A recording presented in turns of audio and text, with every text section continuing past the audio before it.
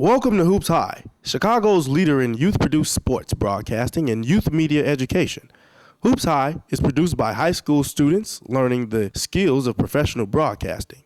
Hoops High is the flagship program of Free Spirit Media and is made possible in partnership with After School Matters, the Chicago Public Schools, and Chicago Access Network Television. We hope you enjoy the show. Hello, I'm Rashawn Mayberry here at Cicero Stadium for the second round playoffs of the boys tournament. Stay tuned for more Hoops High.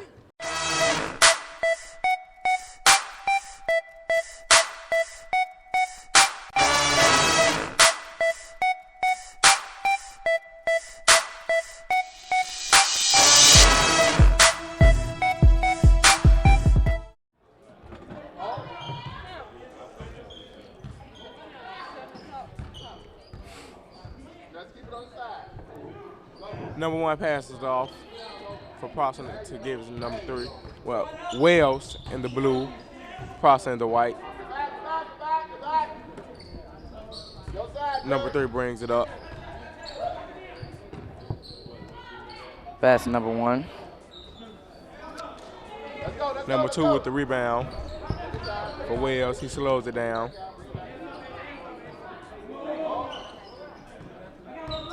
Number four with the high floater, it is off.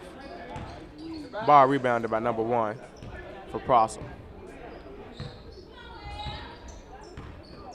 Number three passes off to number 11.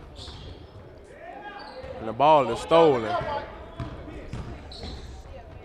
Number 6 with the fancy layup, it is off. And the ball is blocked by number 6.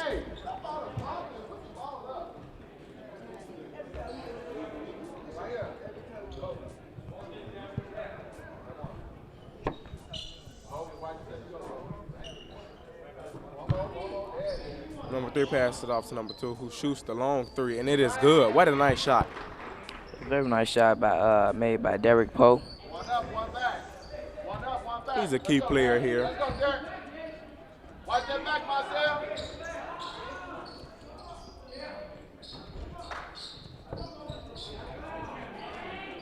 And number 11 passes off to number 2, and the ball is stolen. Number 3 with the lay, and it is off the mark, too hard. He was scared of getting the shot blocked. Number 3 is fouled as he goes up for the layup.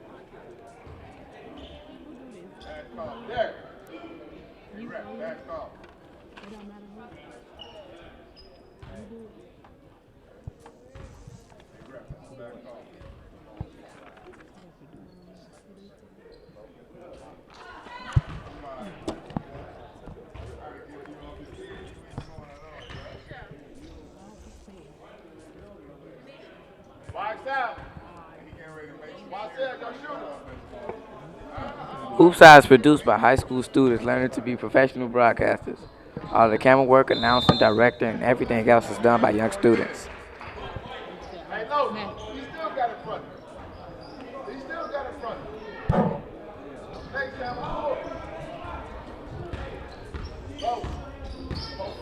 Number 3 brings it up. Number Very 3, slow. Derek Poe. Passes number 2. Number 1 with the pull up. And it is off the glass and off. Foul by number 1 for Prosser. He's a big guy. Tried to get the block. Number 6, Marcel Phillips. Shoot 2.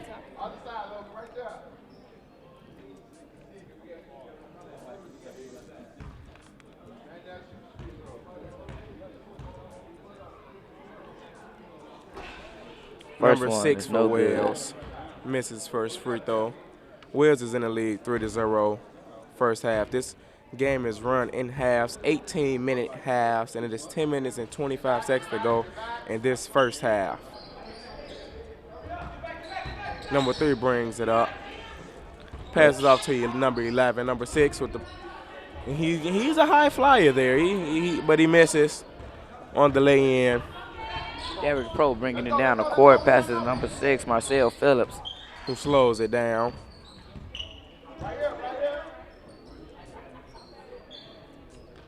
Number 3 with the ball. He shoots. He's a left-hander. And it's short. Number 11 brings up the ball.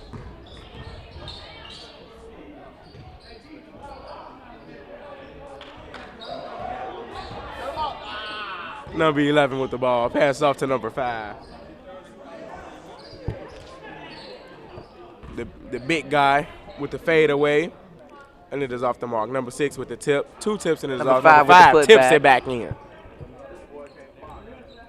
Number 3 brings it up the court. Ball inbounded by number 1. Number 1, Edwin Johnson. Inbounded to Derek Number 2 Poe. with the ball. Pass it off back to number 3. Number 2 with the ball again. Shoots the long 3, and he is fouled. You are George for that one. He will be shooting 3 free throws for that foul.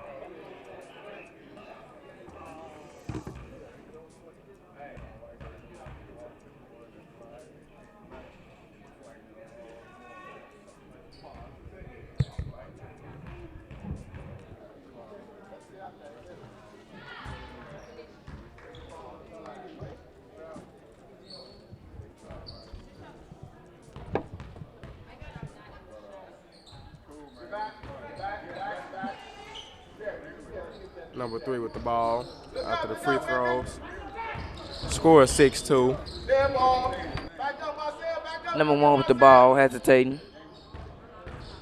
Takes it in. The shot is Puts up it and up it is there. off. The big guy goes down, gets up quick. Goes down and gets up quick. Very quick, push-up mode. Let's do this. Number 1 with the inbound, Edwin Johnson. Passes number 3, Derek Poe. He brings Derek it Poe up the slows court. it down. Slows up the ball. Pass it off to number 2. Wanye Pass it back George. to number 3. And the shot is up and it is off. Number 1 with the rebound and a floater. Edwin It is Johnson. off. It air balls. Number 11 brings it up the court. Pass it is off to number 3, who shoots the 3, and it is good. Money What shot a right nice there. shot. Beautiful touch by the guy. Number 3 brings it up. Derek brings Poe it with up the court. basketball, slowing it down for a little bit. He passed it off to number 2, who pump fakes. Wanye George. He's stuck up by number 11. And he is pushed, Back to Derek Poe. and it's a foul.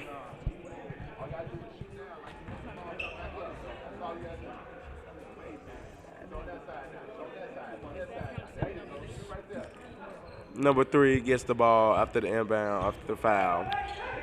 Derek Poe with the ball. He passed it off to number 6, who Number shoots, 6, Marcel Phillips. and it is way off. Right off the glass.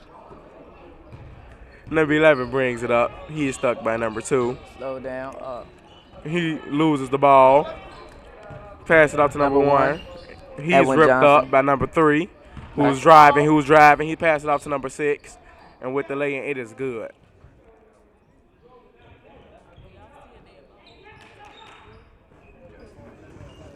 Number 2 passed it off to number 3, who is being D'd up by number 11. Number 1 with the shot. High shot. And it's off. Now we're going to talk to our sideline reporters. Hi, I'm here with Larry Venado. Larry, what team are you here supporting and why? I'm here supporting Von Steuben. My stepson's playing on the team. Okay, so how do you feel about this game that's going on? It seems like it's an interesting game. You know, I'm here to support the kids. You know, and look, they're having a good game. Well, thanks for that. Thanks for all the support, and we're going to pass it back to our announcers. Number 3 with the ball. He's working slowly, passes it off to number 11. Number 4 comes for the pick, and there's a double team. He is fouled.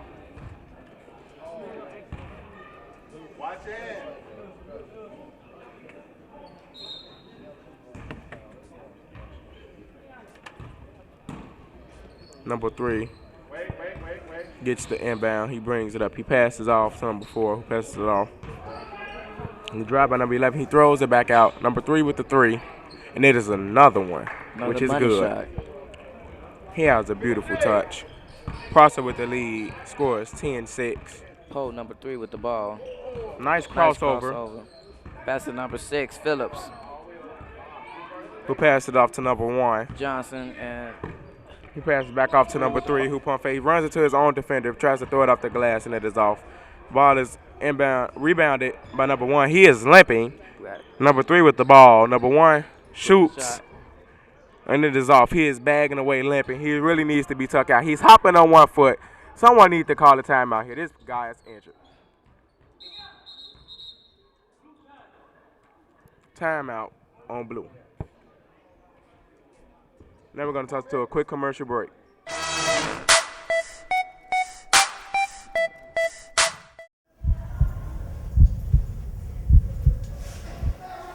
What is this?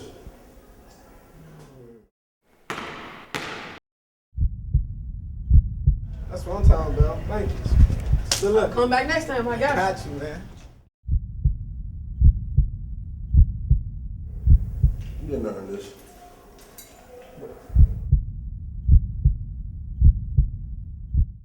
What up? It's the Dustin Legend, Leon Rogers, 107.5 WGCI, and you're tuned in to Hoops High. Get your hoops on.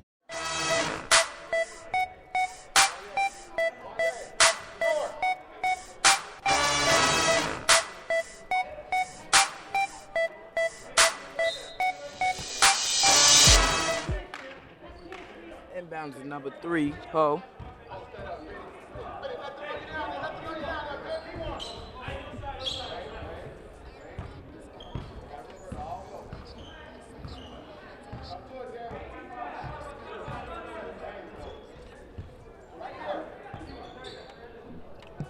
Back to game action. Number 2 with the drive, and it is blocked. By number 6, Keywan for Prosser. For Prosser. The shot is up, and he airballs. Ball is rebounded, and it's blocked. Number 6 is all over the place with the blocks. Number 4 with the quick lay-in, and number 6 with the tip dunk.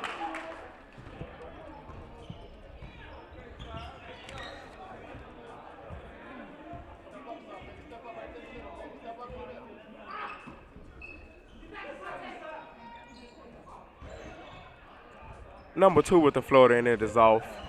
Number 3 with the rebound.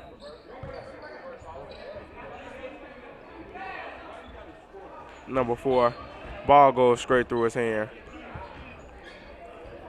Number 4, with the rebound Javante after Jackson with the steal. rebound.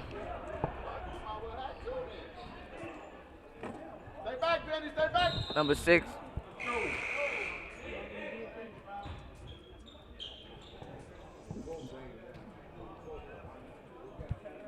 Number 6 with the inbound, Phillips. Number 3, the ball with 2 coming up, pass out of bounds.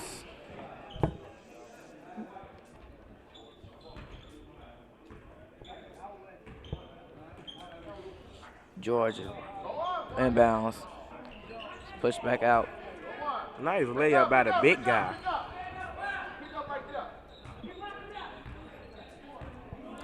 Number 3 with the cross. Lost a little control right there. Brought it in fast. Put up by number 11 for Prosser. Number 3, Poe coming down the court. Passes number 6, Phillips. Number 2, George with the ball coming in, slow it down. Back to number 1, Johnson. Johnson misses. Tripped up. Number 6, Phillips back. Number 2 with the air ball. Number 5 passes to number 11 for Prosser. Back to number 4, Javante Jackson. Traveling is called.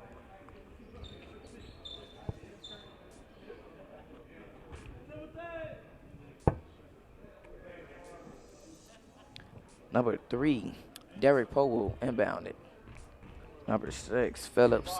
Poe with the ball coming down the court. Number 11, his defender. Passes to number 2. Number 2 come in with a nice Euro step but lost control. Couldn't quite complete it.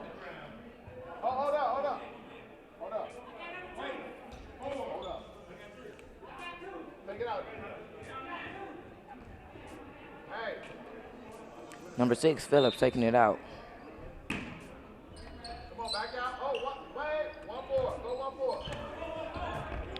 Number 1, Johnson with the ball, trying to slow down. Number 2, George. Passes number 3, Poe. He drives, push back out. Tripped up. Number 11 with the ball. Pass That number ball 3. got tipped pretty high there and carries. Carries. It'll be carries. It'll be Wales ball. Number 4, Radney for that. Number 6. My bad, folks. Phillips for the inbound.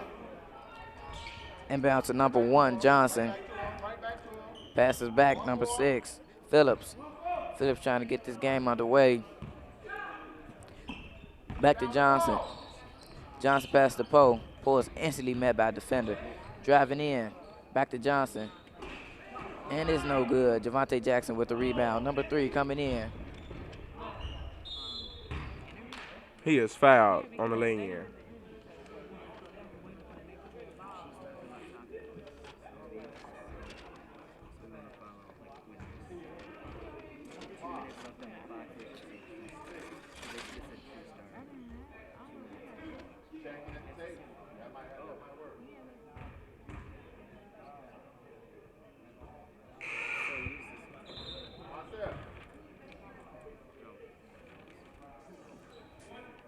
Nice for a crowd, mainly other players. Number 11, Derek shooting second free throw. And it's money. Number 1, Johnson passes to number 3, Poe. Poe coming down the court. Passes to number 7. And it is blocked by number 6. How many blocks do this guy got, Brian? And that's the end of it all.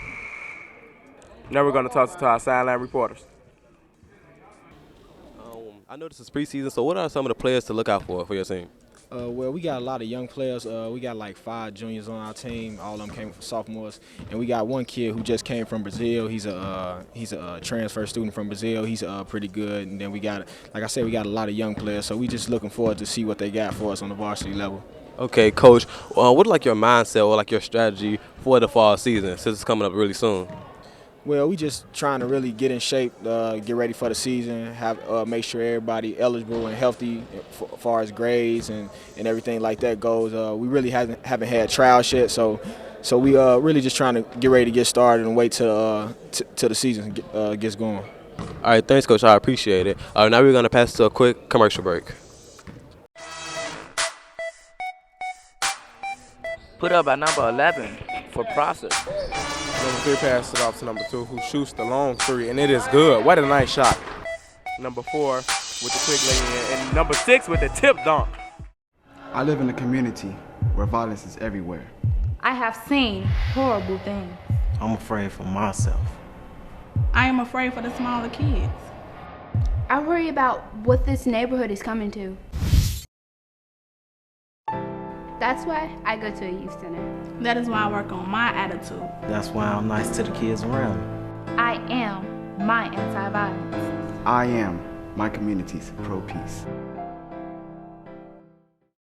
You're rocking with Amari Stoudemire, and you're watching Hoops High. Watch it or watch nothing. Hello, and welcome to Hoops High Halftime Report. I'm Sean Mayberry, sitting alongside with Daisha Henderson. Well, Daisha, the first half has been very heated between the two teams. Prosser is ranked number 4 in the Blue Conference, and Wells is ranked number 1 in the Red Conference. Well, what do you think about Wells' team this year? Wells basketball has showed great improvement over the years. From last season, they hold a record of only 15-7. How do you feel about Prosser? Well, Prosser fell short last year with a record of 12-16. Even though they struggled last year, I think with a little work and hard, dedication, they will end up with a successful season. What do you think about Coach Brown for Wells?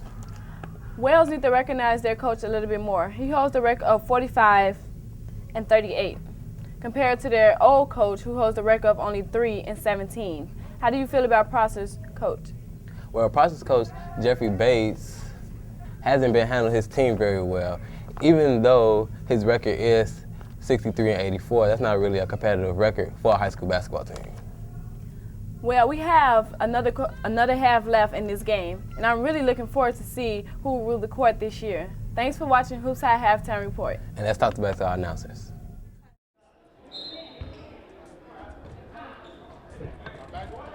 Number 7 brings it up for Wells after the end of the first half. Let's go, Chris. The ball is stolen by number 3. Number 3, Kenzel Winston for the easy.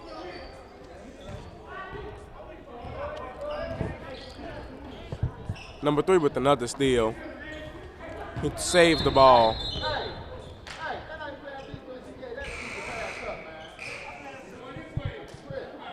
Out of bounds on Prosser after the turnover from Wells. The PSA's dramas and documentaries that you see between breaks on Hoops High are produced by Free Spirit Media students at North Lawndale College Preparatory High School and the Gary Coleman Youth Center and Powerhouse High. We hope that you enjoy the stories and messages that we, young people, are sharing. Turnover by Wells. 3 straight turnovers. Number 1, Greg Calabro for the inbound. Number 1, he drives. Got a little limp out there again. He's not really feeling this. Ball has been passed to number 1 who shoots. And it is off. No good for Johnson. Number 11, Derek. And that's out. Ball is blocked.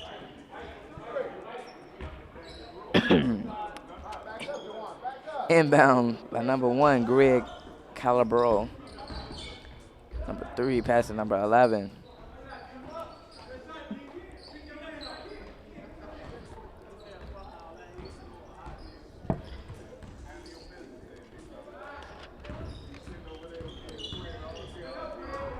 Number 3 with the ball. Number 13 gets the lay-in. Scores 19-10. Prosser leading by 9. Number 3 passes it off to the big guy, number 1. Ball is passed to number 6. He has a lot of blocks in this contest. He is fouled.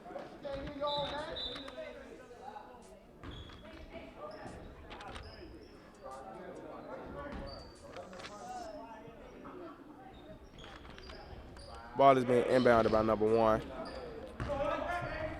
Number 3 puts up the lay-in, and it is good. Ball is stolen by number 3 from number 11. Shot is up, and it is off. Number 1 with the rebound. He brings it up. He's pretty fast to be a big guy. He is fouled hard.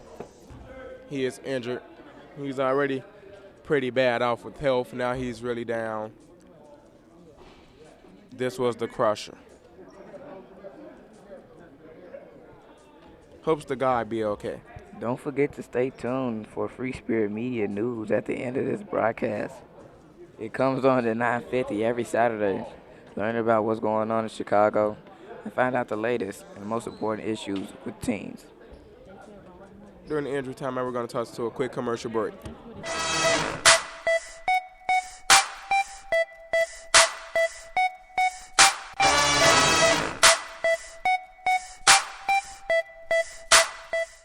There are many stereotypes in the world, even when it comes down to your health. Eating disorders are often seen as a white thing, but it affects the black community as well. Where I'm from, being thick is what could get you a man, or at least a little notice. But without any meat on your bones, you're known as a nobody. I always thought starving myself and never eating would get me the lead role in any ballet production I ever wanted to start in.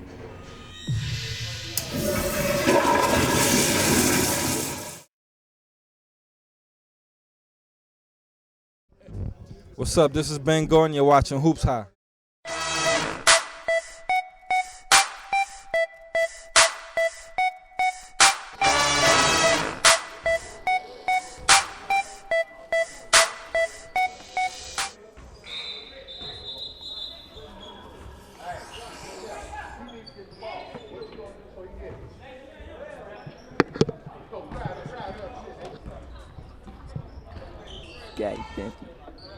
Number 3 with the shot. He is fouled.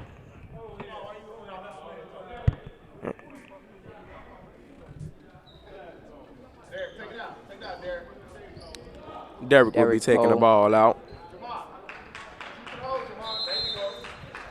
Coaches want him to shoot the holes. with the fadeaway. It is blocked. Number 6 with the rebound. Number 11 with the save. He bounces it off his back. What a nice save. Nice professional save, you know.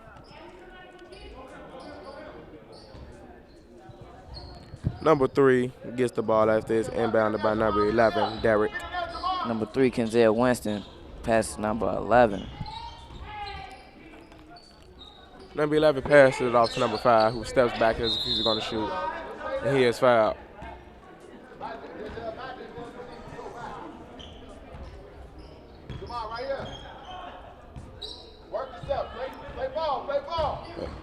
Number 3 throws it up and it is blocked by number 6. This guy is really getting up there for every shot. Nice little rock. Number 11, Derek. He carried.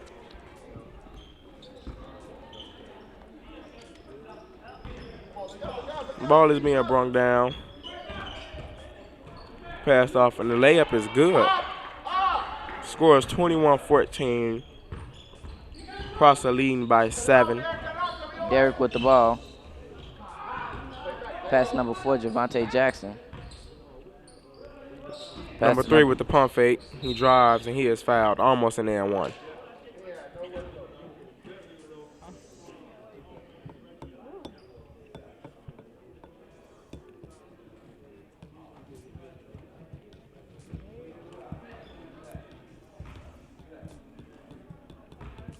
Number 3 prepares for his first free throw. Shot is up and it is good.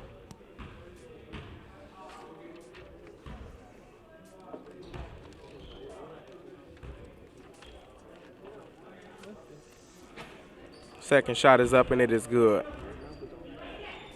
He has such good touch. Ball is being brought up, it is passed off. The shot is up. It is off the back mark. Number 3 brings the ball up the court. He passed it off to number 11. And he is ripped up by number 5 for Wells. Little slipping going on. Travel, it'll be Wells' ball. No, my bad. Prosser ball. Number 11, bringing it down the court. With the crossover after he just had a turnover, pass off to number 5 who shoots, and then air balls. Ball is rebounded. And the outlet pass is a little too long. Now we're going to toss it to our sideline reporters. Hi, I'm here with Jamal Bruley. Jamal, what is your reason for coming to this game, to this foundation? Well, basically, the DuBois Foundation always has a quality tournament, and I just like to come out and see some of the early ball playing and see how the teams are progressing before the start of the season. Okay, so what team are you here supporting, actually? Are you here with a specific team? Well, my favorite team in the city is actually the Farragut Admirals. They went on to play against Simeon last year, one game from downstate, and just hoping that the Hall of Fame coach, Wolf Nelson, could get it done this year. Okay.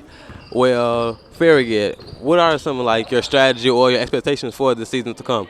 Well, like I said, basically we're one game from going to the state tournament last year with the state championship, so therefore I expect nothing but less than a state tournament appearance or a state championship.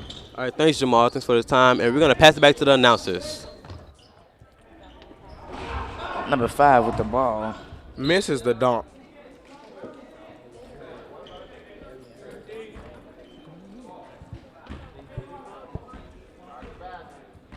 Number 5, Arian Hurd with inbound for Prosser. Passes to number 3, Kenzel Winston. Arian Hurd throws it back.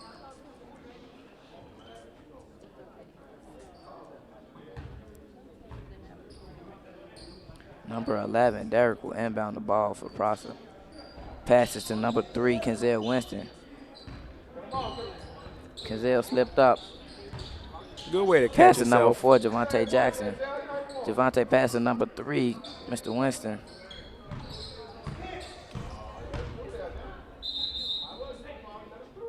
Travels. Wells ball.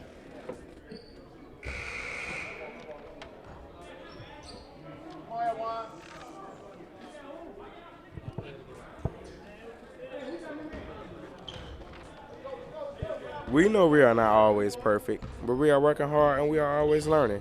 We thank you for your support and encouragement. Number 4, Javante Jackson with the rebound. Passes number 5, Kenzel Winston.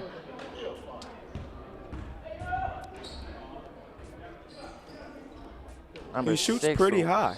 Yes, he does. Number 11, Derek, coming in for Prosser. Slipped up. Number 3, Derek Poe. Puts it back up. Nice rebound.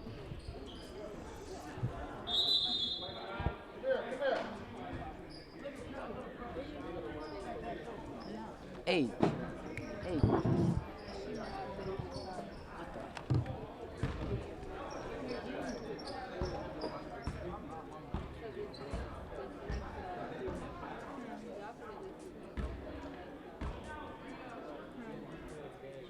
See on the replay, the layup is off.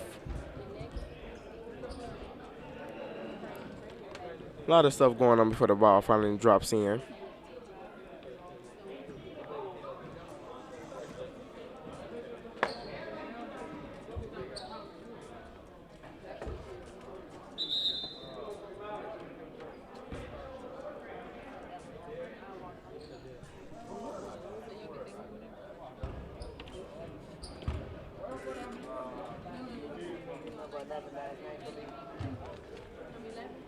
Number 11. Yeah, and number 8. And we're Prosser coming back onto the court.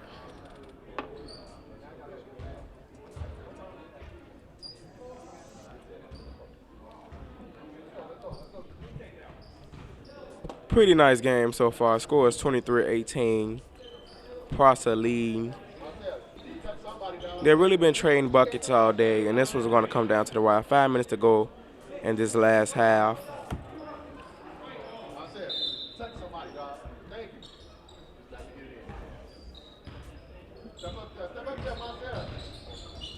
And the ball is tipped, and number 1 gains it back. And he is ripped up by number 3. He's pretty much been everywhere tonight, and he is fouled on his lay-in.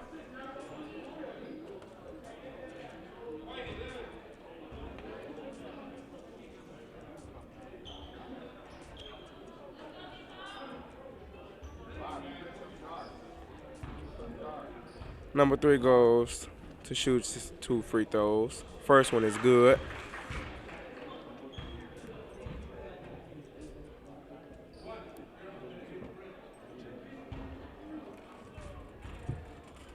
Second free throw is up, and it is also good.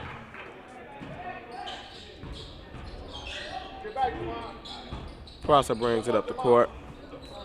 Ball is passed quick. He didn't know where it was going. Javante Jackson fell all over that one. Jamal George, number 2, there with him.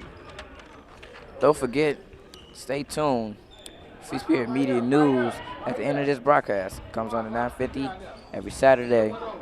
Learn about what's going on in Chicago and find out the latest on the most important issues with teams. Number 3, Derek Poe with the ball, passes.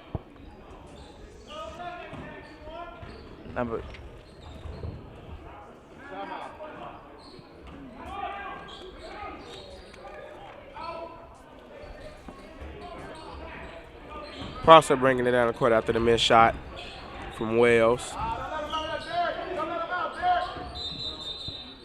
Out of bounds. Going Wells' way.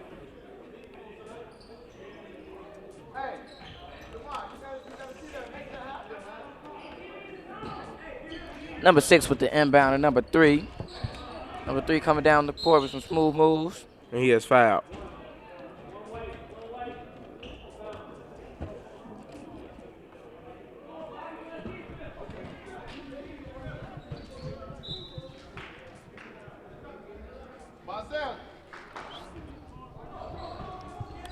Number 6 with the inbound and number 3. Number 3, Derek Poe trying to put it up. Almost in there and one. He's fouled and he'll go to the line. Just came from the line, knocked down both free throws, so these shouldn't be pretty hard.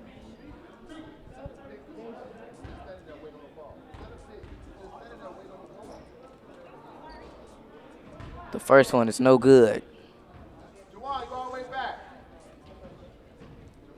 Score is 23-20. Prosser leading by 3. 2 minutes and 6 seconds to go.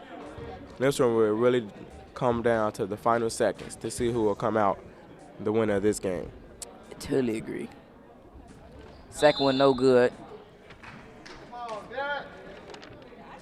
If you just can't seem to get enough of Hoops High, friend us on Facebook. Get to know the crew and what goes into every Hoops High production.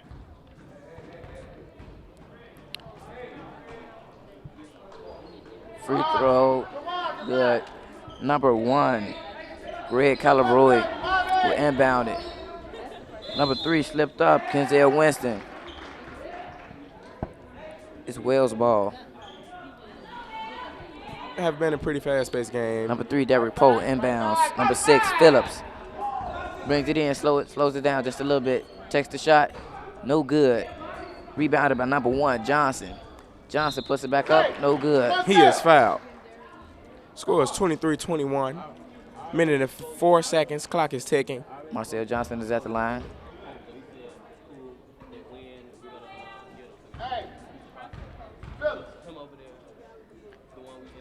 First one, no good. Wells is actually 19 for 9 in their season and 0-3 in this tournament. So let's see if they can turn that around. Number 6, Kiwan, with the rebound, brings it down. Number 11, Derek. Derek slows it down. Backcourt violation. Wells is down by 1. They really need to capitalize on this drive here. Number 3, Derek Poe brings it in. With a floater, and it is off. He'll go to the line to shoot 2.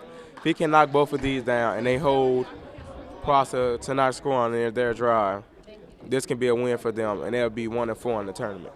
Prosser has definitely came back in this game. Yes, they have. Number 3, Derek Poe. Have your mistake, Wells. Thanks for the catch. Number 3, Derek Poe, shoot the free throws. Score is tied after he hits the first, 23-23, and he hits the second. This is a Cinderella story here. Number 5, Ariane. They're playing hard D. There's a foul called. 44 seconds left. Score is 24-23 with Wells in the lead.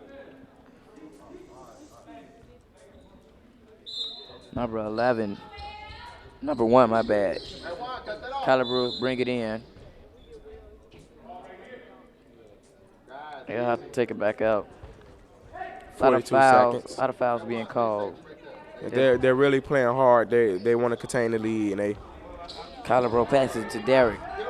Derek brings it down slow. They're not trying to let up any free scores. 33 seconds left. Out of bounds. Out of bounds. Still going. Prosser away. Out of bounds on Wells. Wells in the lead.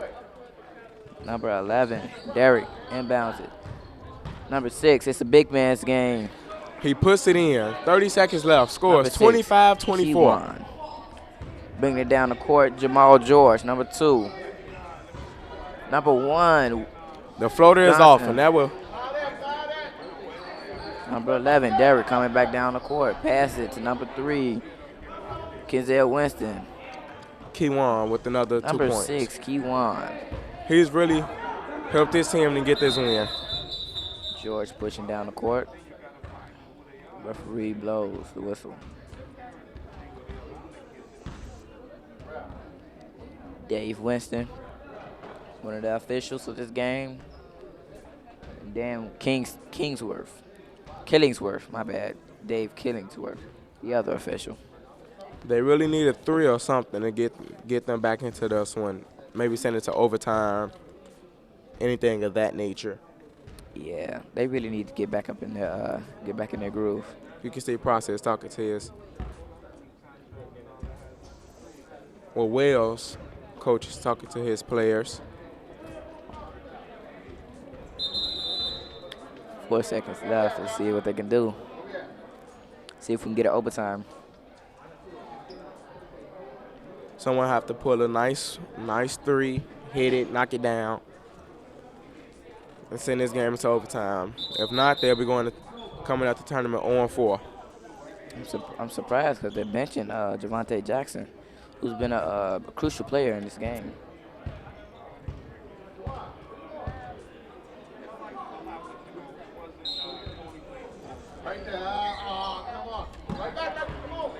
You have to pull it. And he puts it up, and it is off.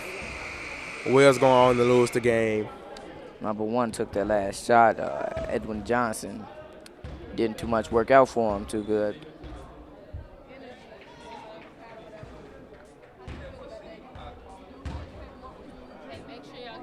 We're gonna toss it to a quick commercial real quick.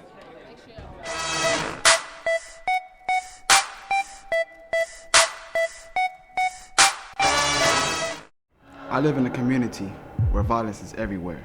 I have seen horrible things. I'm afraid for myself. I am afraid for the smaller kids. I worry about what this neighborhood is coming to. That's why I go to a youth center. That is why I work on my attitude. That's why I'm nice to the kids around me.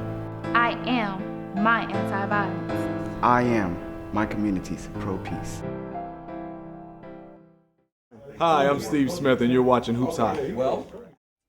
Hi, I'm here with Kewan Brewer. Kewan, you made a putback dunk late in the second half. What did that do for the team? It gave the team some momentum, and that just got us going some more. Okay. Well, I understand that you're a power forward. Like, how can you contribute to your team, or what are your team's strategy for the upcoming season? We plan on winning that game in our conference, man. Trying to do something different this year, and just contribute and make sure everybody working hard. All right, thanks, man. Stay tuned for more Hoops High next week. Passed off, and the layup is good by number 3. Number 3, Kenzel Winston. Number 3 puts up the lay-in, and it is good. You can watch Hoops High on CAN TV, Channel 19, every Saturday at 8 p.m. Please visit www.hoopshigh.org to learn more. Hoops High and Free Spirit Media would like to thank our sponsors. We are grateful for their support in making our mission of youth media education and opportunity possible.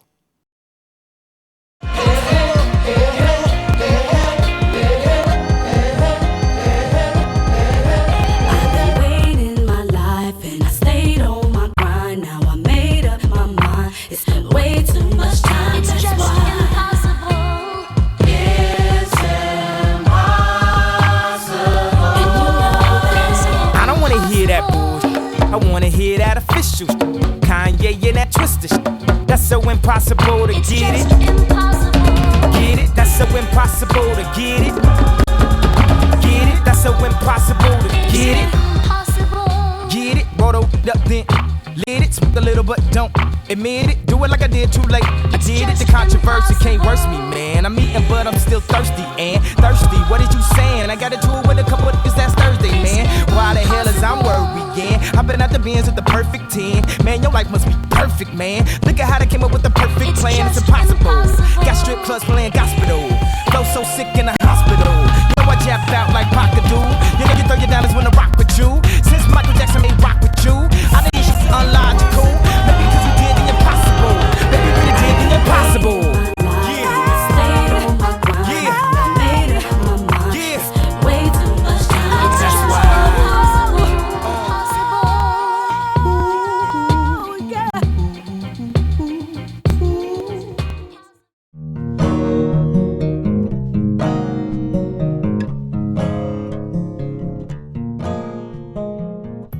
They probably never was exposed to it, they probably would have never have done it, but it's something that you see that interests people a lot. I never worked with a camera, you know, it was my first time learning about a camera, you know, zooming in, zooming out. It was a real good experience for me, you know. I think it changed a lot in me too. It changed how I think, and it changed like something I like to do in life. When I get older, I want to be some type of actor. So being in this classroom really helped me out, really exercise my ability to act. We shooting it and we shooting it off like what we done been through and like people get to see it and they watching it and they liking it. Like young kids in the community can do stuff that's like worth some type of value.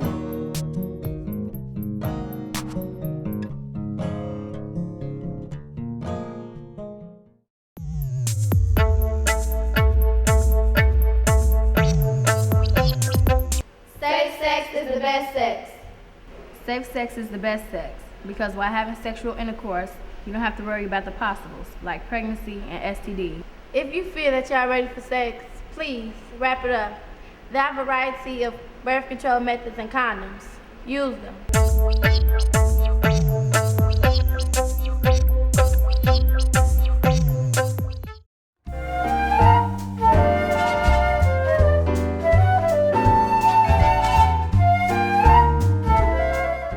Dad, Yes?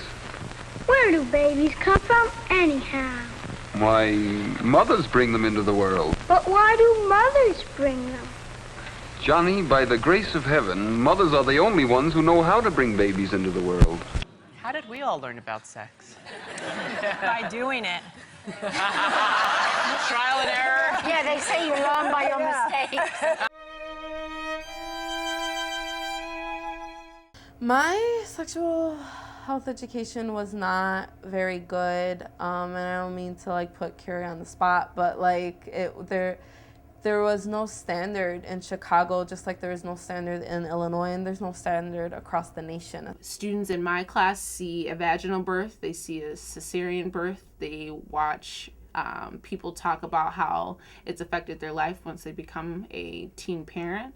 We also go the other route where I spend a lot of time showing them visual pictures of genital herpes, genital warts, like chlamydia, gonorrhea. How does that affect you orally? The sexual education was like, we watch a tape of a lady giving birth, and they explain to the boys how to put a condom on, and the girls about birth control.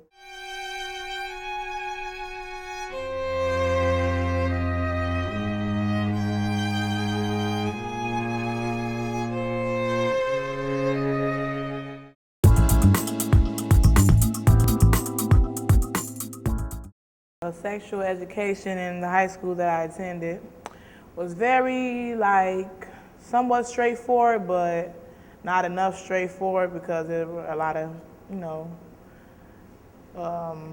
students having sex. I wasn't really thinking about having sex, so I wasn't taking that serious.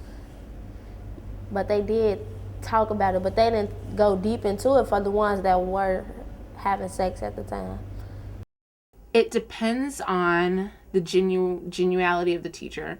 If a teacher just comes in and they're saying, don't have sex, don't do this, don't do that, and they're not engaging the conversation on why you shouldn't do it, then it's probably not going to be as proactive as possible. We played.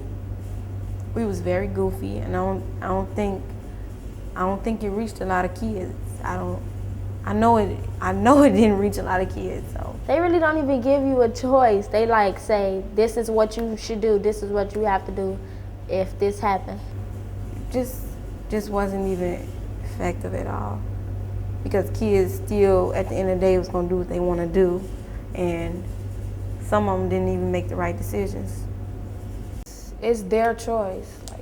It's their own personal choice. Sex education don't play no part in anybody's sex life, like why they start having sex. It's just stuff I'm finding out that I could have learned through sex education, but I didn't.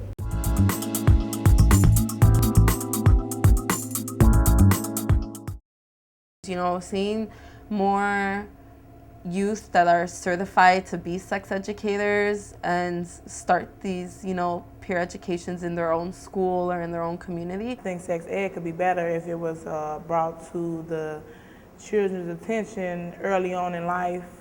I think that the teachers should go more in depth with the conversations in sex ed, and they should have better materials and more funding, maybe more funding for the materials. It was another way that they could have reached the children in their community and to aware them of what's to come behind having unprotected sex. Try giving individual support to one another and just getting on their side, just seeing how they day went. It can all be better. Yeah, sex education should address things outside of high school. There are a lot of reasons why teens become sexually active. Like most girls don't have self-esteem, the lack of love, and that's why most girls want to become pregnant because they don't feel love. Just could just be more, on a friend-based level, like y'all seen that? Don't be doing that, y'all. That ain't, list some facts behind it. Tell the real reason, the real factors behind it. Like, most of them girls be insecure in them videos. Most of them girls only do it because of money. They're not happy with that. I definitely think that the media influences choices that youth make. Absolutely. As far as sex education and how you can incorporate the media, I think it's important to bring those elements into the classroom. Bring in the videos of the boys calling the girls bitches and, of the girls being half naked and walking around with her body out, Yeah, bring those things in there. I think that exposing them to it, but letting them know that that's not the only way, it's not the norm. I think that's more effective than just telling them, oh, don't look at the video, or just letting them think that that's all there is to it. So yeah, I definitely think it influences them. Yeah, the media influence all that with dealing with sex. Sex sales. I remember when I was like a little girl and videos coming out, I used to be trying to be the person just popping and stuff, dancing and all that. And I was like no older than 8, so. And the society, as it's becoming, is getting more effective. And the generations, unfortunately, are getting worse.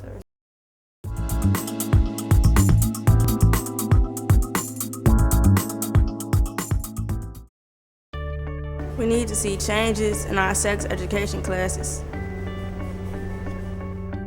More discussion about the real factors behind what influences teen sexual choices, such as peers and family support.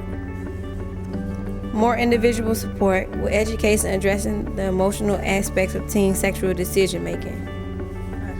Discussion about understanding the media and how to resist the negative messages about sexuality and body image. Learning about these things and respecting young people's individual choices, I think, is the most effective.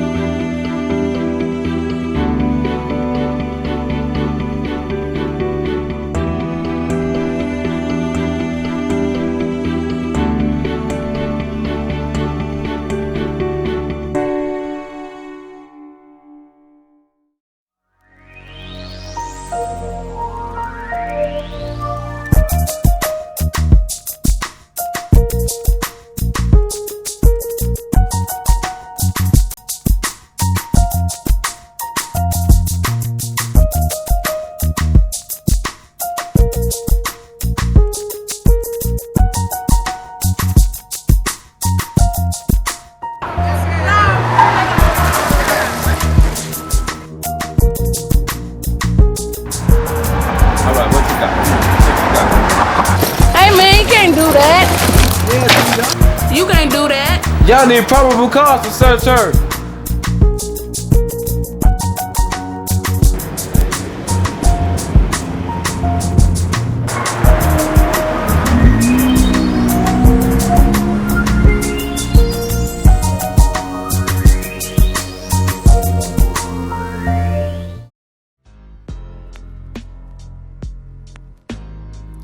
As I walk alone through the treacherous and filthy streets of my neighborhood, I wonder why any caring mother would allow her child to step a foot outside of their home without her strict supervision. Though times have always been very tough for any child growing up in the ghetto, it seems that there is no longer the common worries of a child having a simple quarrel at school or not doing so well on the spelling test. Most mothers now deal with the fear of their 12-year-old sons getting killed due to gang violence or their 14-year-old daughters getting pregnant. Is it no longer common to aspire to be something other than a drug dealer, addict, or teen parent? I have hung out with people in my neighborhood, and I've been in countless situations where I could have done inappropriate things. With all that I have seen and been through, I wonder how I managed to still be successful.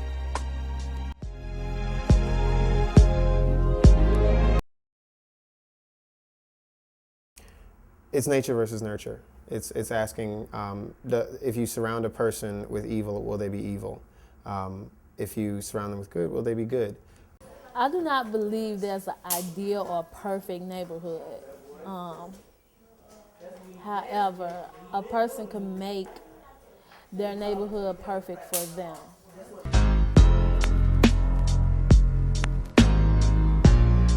We are here standing on 16th and Spalding, and walking through my neighborhood. Previously, I wasn't afraid. I really wasn't afraid to walk through my neighborhood until an 8-year-old tried to rob me with a gun. That was scary.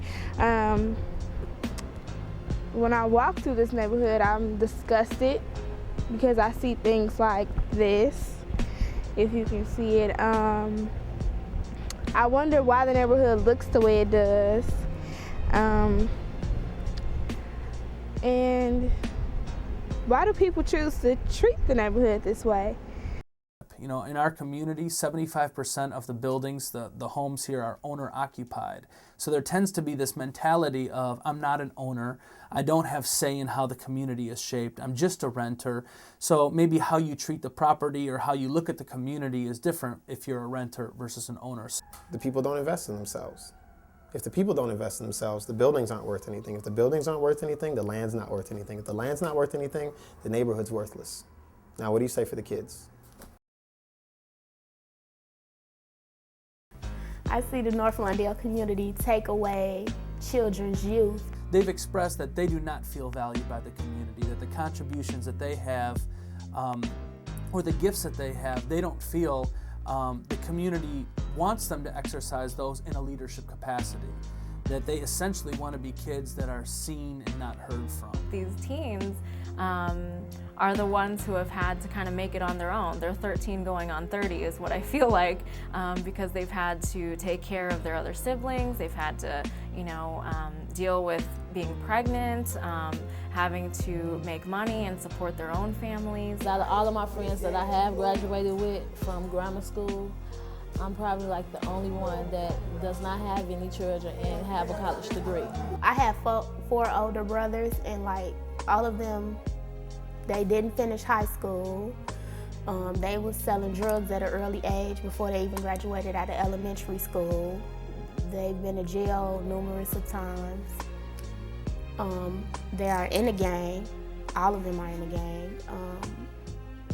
Basically, they let their youth pass them up. They grew up before it was time for them to grow up.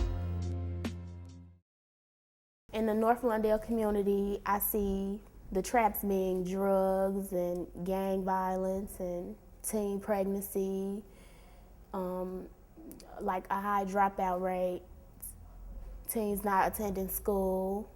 When you don't have that kind of strength of having people wanting to work together as a community, getting negative influences, so a lot of drugs and alcohol, lack of education I think is a huge one. When you feel like you don't have anything, then more than likely it's just going to have a negative impact on your life because you have nothing, no goals, nothing to look forward to, or feeling like you're getting support from anybody. Now, if you know the history of North Lawndale, after the 60s when Dr. King was killed, this neighborhood went up in flames. 75% of the infrastructure, commercial infrastructure was lost.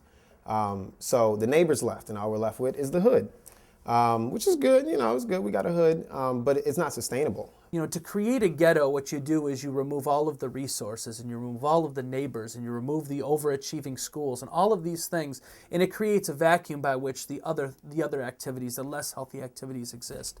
Education. I think that's one thing that is lacking. There's some high schools in our neighborhood that will accept 600 kids freshman class knowing that they'll only graduate 200 by the time they're seniors. So there's almost a built-in expectation for failure on some of those kids. And I think that's a message that our kids receive. It occurs within their life that makes them want to go out on the street and ask a person that's doing things negative and not having a positive feedback on it. My father was killed when I was younger, and my mother wasn't around due to incarceration and drugs, and I didn't really have a mother and a father, so like when my grandparents took me in, I think that's what helped me not fall into the traps of the North Lawndale community.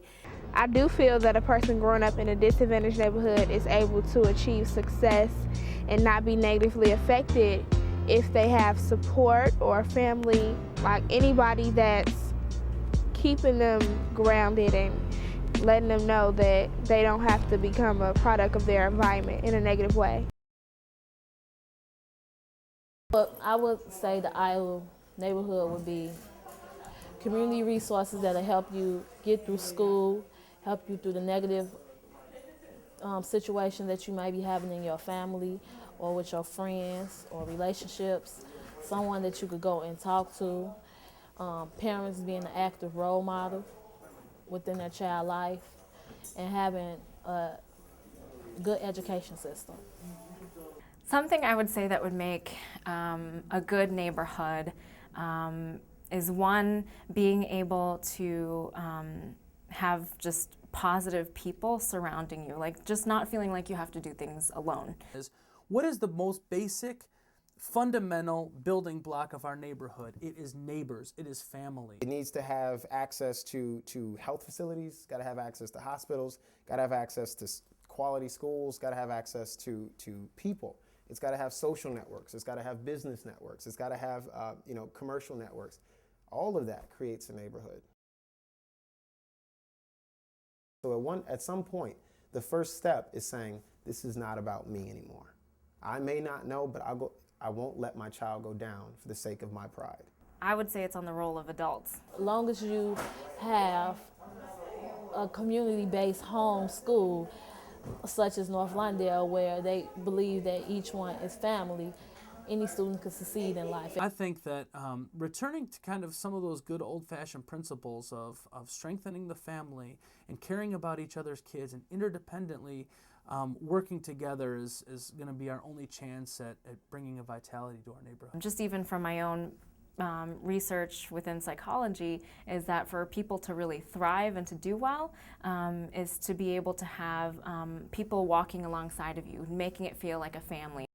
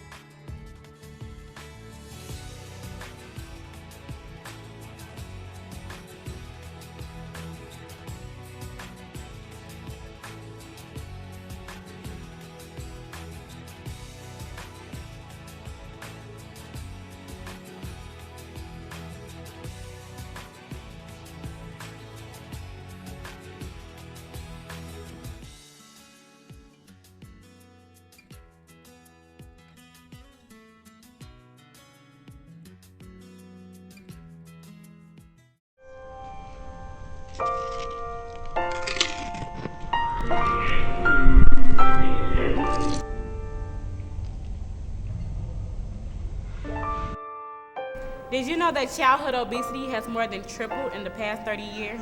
Not these stairs again. Hey, what's that? What's that? Chips. You don't need it. There are many ways to prevent childhood obesity. By eating healthy. Start drinking more water.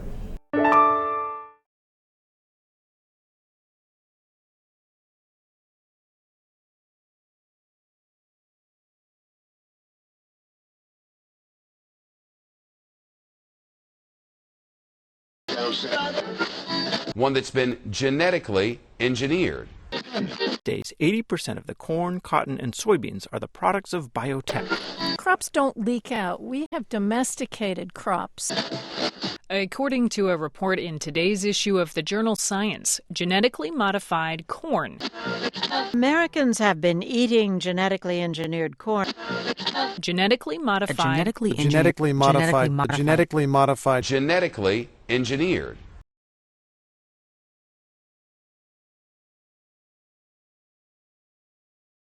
Genetically modified foods are foods that have been bioengineered.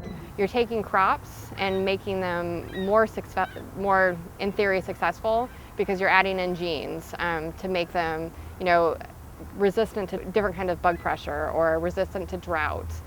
To be able to grow in conditions that maybe naturally they don't grow as well in. Foods that have been altered to some degree in a laboratory on a very basic level, like a cellular level. It's when you take the DNA strand of a particular variety of a plant and inject it with some other DNA strand. So you're creating these plants that are like super hybrids. Come from foods that can't reproduce, that are somehow manufactured and aren't coming from a natural source.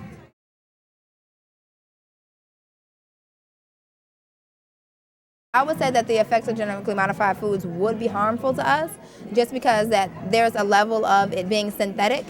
For instance, when they splice fish into tomatoes, you think you're allergic to the tomatoes, but you're actually allergic to fish. Anything that is being modified, that is being mixed with things that are unnatural are going to have negative effects on our bodies. You don't really know, again, what that mutation is going to do in the human being. And then once that human being cells mutate, you don't know how, you don't know those variables. You can't control those variables. They're not providing the essential nutrition anymore. It takes us we have to eat so many foods these days to get the nutrition value of food that was grown back in the day, that was organic and fresh and on someone's farm. It's giving us a certain amount of artificialness in our bodies, a certain amount of toxins in our bodies that we then, that our body can't really metabolize. So then our body has to do something with it, and a lot of times it expresses itself in, ill effects. So hypersensitivities, allergic reactions are one of the most common things, most prevalent things that we see. And all a part of healing those naturally is eating organic foods. In general, I'm kind of wary of anything that's going to disrupt and balance in an ecosystem. When those foods get into the system and have to be acknowledged and recognized at a biochemical, cellular, physiologic level, the body knows the difference. And what we're seeing is things don't work the way they did with the natural substance. When you throw one thing off, it's going to lead to other problems down the line that we may not be able to foresee. So I think the combination of both of them are really impacting the health of everyone because there's more and more toxins in the earth and there's more and more genetically altered foods that people are consuming. The effects of genetically modified foods on lands is really hazardous because from what I understand, the seeds that are being used can contaminate actually organic and foods that aren't modified at all. It can contaminate the dirt where that dirt no longer can produce or isn't healthy enough to help grow the food that is in that land.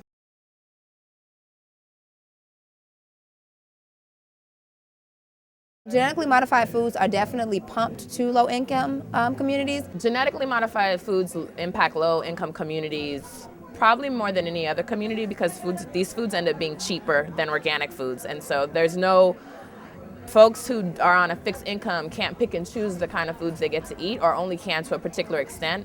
And they're going to take and buy what's affordable. Again, there are foods that were made, for mass production. So that the availability of fresh organic produce or produce in general in low-income communities is very scarce. Most people are on diets of meat and fat and sugar.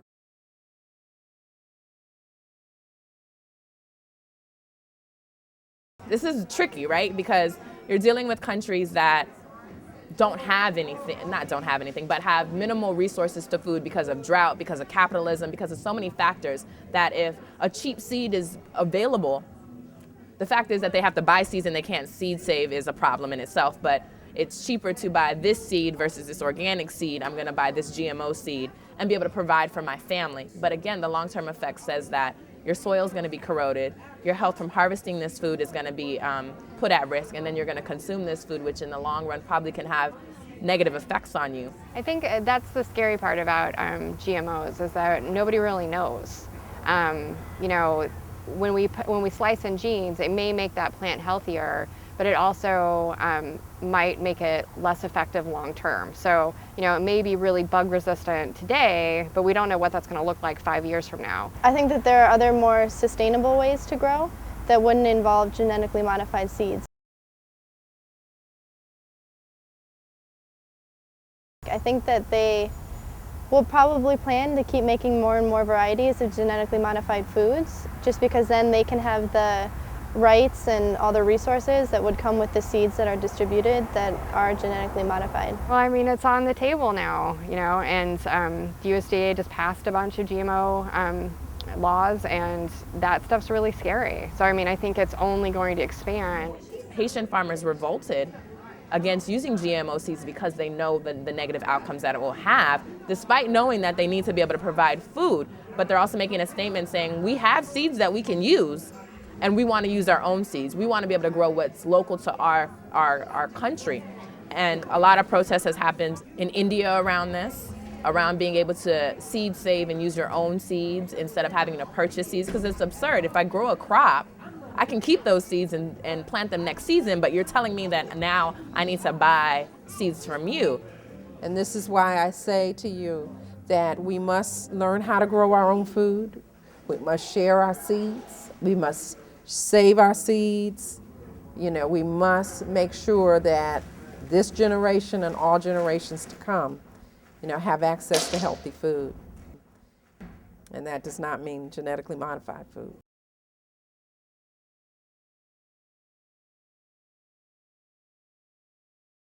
Growing Power is a nonprofit. We are based in Milwaukee. We have urban farms all over Chicago, and our huge emphasis is working in communities with youth. And so all of our projects are really community-based, so each one of our farms looks really different, and it's run by different kids who, you know, are really trying to learn about the food system and who are trying to learn about healthy eating. And sustainable food is food that's grown naturally, so we're trying to do as much as we can to mimic nature and to grow really healthy crops using different types of methods that aren't synthetic. So we're not using pesticides that you would get, you know, that you would make scientifically. And so that's really where we try to emphasize, you know, we want to have super productive farms so that we're feeding lots of folks, but also so that our kids can get educated and can have gainful employment in the future.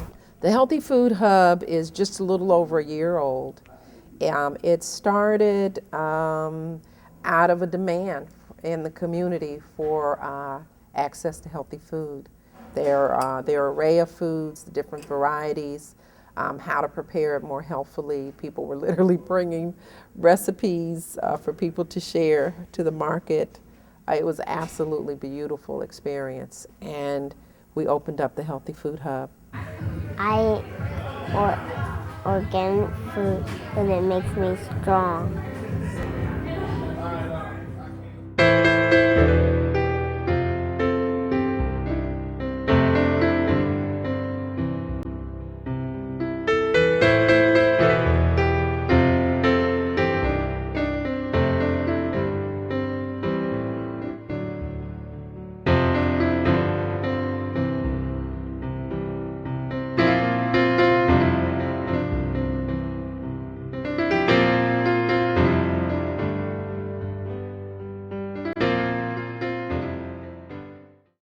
There are 63 gangs just in Chicago. Every day, young people in our neighborhood have to decide whether or not they're going to represent their hood or live a positive life. You can help yourself by staying in school, doing extracurricular activities, keeping yourself from gang-related activities, and being around positive people who are great role models. It's in your hands. Be prepared and make the right choice.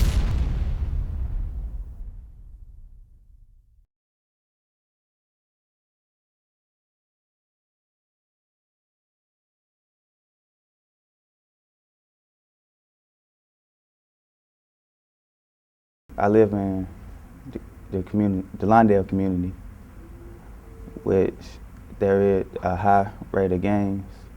I grew up in a lot of different communities, but the communities I grew up in was rough, project-ish. My community is pretty much bad. Within the last 2 months, it's just been really crazy. Within 2 weeks' time, 6 boys got killed. Living in a community with gangs, it doesn't affect me personally, but it affects my community because most of the violence that occurs, it happens with gangs. Gangs are the cause of it. I think gangs are in this community because of the high poverty rate. It's not a lot of high schools in this community, or not a lot of youth centers the young males can go to. No jobs. When people don't have jobs, then what are they gonna do? So they turn to gangs as their support and as their safety.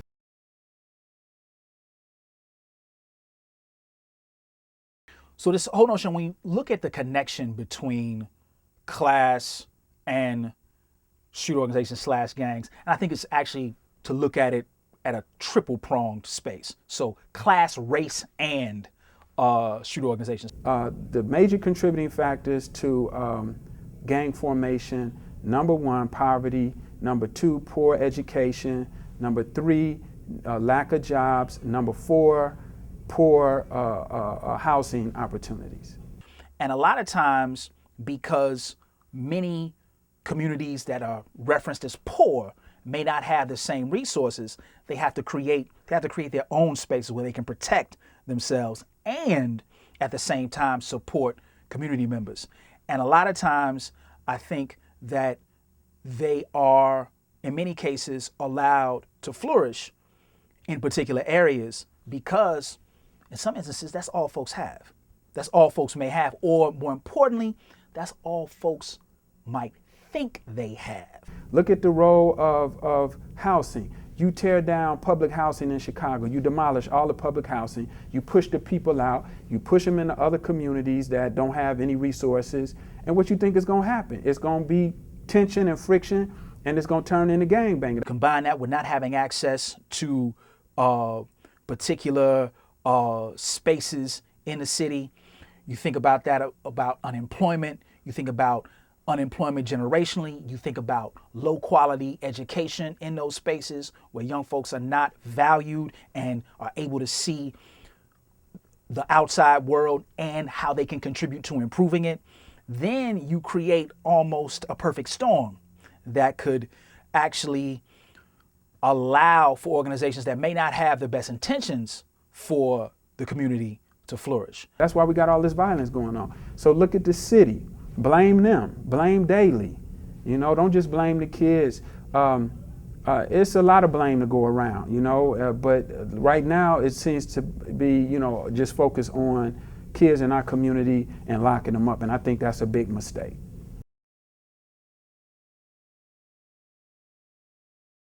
So we very rarely think about, say, the first Daley, who was mayor of Chicago, as a member of a quote-unquote gang. Some people will even argue that, like, Mayor Daley's father was in a gang. You know, the first Mayor Daley was in a gang called the Hamburg Group. But we know that the Hamburgs actually were formed in response, not just as an athletic club, but in response to police brutality. But they were able to take their gang and turn it into a political organization. So if we look at organizations like Latin Kings, the Imperial Counts or the Chaplains, these are older structures, shooter organizations in Chicago. They, in many cases, were formed to protect the neighborhood and to protect themselves from police.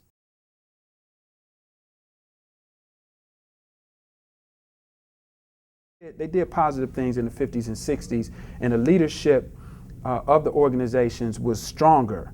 You know, so the leaders of the gangs in the 50s and 60s, when they said something, it was the law for everybody in the gang. Affiliations are much looser than they were 20, 30 years ago, but at the same time, there is a level of organization. In the 70s, the government targeted gang leaders in the war on drugs. So a lot of the gang leaders got taken off the street. Guys like Larry Hoover, Bobby Gore from out west, all of these guys, they got locked up. And when the leaders got locked up, it left the streets disorganized. The guys on the streets didn't have any leaders to lead them. Gangs denote this notion around just a group of young folks running around, breaking stuff, robbing people, beating folks up. That might be part of the situation and the condition, but I think it's really important to understand those spaces as organized. Today, what you have is the guys that are out here on the street today, they don't honor the former leaders and the former mission of the gangs. Like if you look at the laws and the mission of the vice lords, it talks about how they were, their goal was to improve the community. Today, we have guys out here, they don't respect the leadership. They do what they want to do. It's different renegade groups, and they fight with each other over petty things, mainly drug, turf, and that type of thing, and that's what has happened. So no, they don't honor what happened. They're not like the gangs were. The gangs today are not like they were in the past. Popular culture has a major influence on gang formation and gang identity and gang culture, so to speak. I know, like, the music that I listen to, they talk about gangs, being a part of the gang or the gang that they used to be in. And I know, like, a lot of the things that rappers do, people, well, young men that are a part of gangs, they portray the same things in the outside world. I think the media affects teens' lives, like, it's a very big impact on teens, because, you know, teens nowadays, they don't really have that much, you know, good influences. So they look towards all the famous people and all the rich people and stuff that they see on TV. That's their only choice, I guess. A lot of the gangster rappers like Lil Wayne and them, and Rick Ross and Jay-Z and 50 Cent and Eminem and Dr. Dre, that same record company, the Universal Music Group, is also owned by General Electric, which is the major owner and operator and investor in private prisons. So on one hand, they building prisons where these guys are going to, private prisons, and on the other hand, they are producing music that creates a climate and culture of criminality that leads guys to go to prison.